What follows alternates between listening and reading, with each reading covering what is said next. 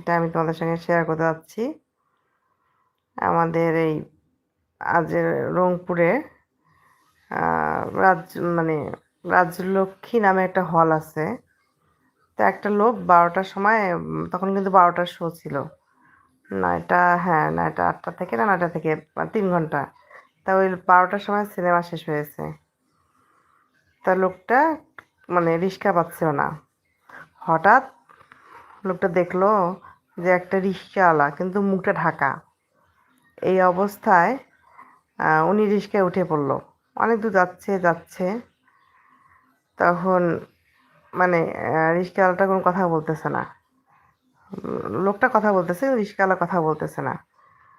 তো বলতেছে, ভাই ইয়া এই এলাকায় শুনেছেন এখানে নাকি খুবই উপদ্রব ভূতের খুব উপদ্রব। তখন রিক্সাওয়ালা তাও কোনো কথা বলতেছে না, যে ভাই আপনি কথা বলতেছেন না কেন? যে এত রাতে আপনার মতো একটা রিক্সাওয়ালা পেয়েছি, এই এলাকায় নাকি খুবই ভূতের উপদ্রব। রাজলক্ষ্মী সিনেমা হলের পাশ দিয়ে যাচ্ছিল।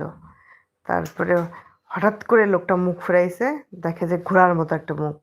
লোকটা আচমকা চমকে উঠেছে, ভয় পেয়েছে, ওখানে অজ্ঞান হয়ে গেছে।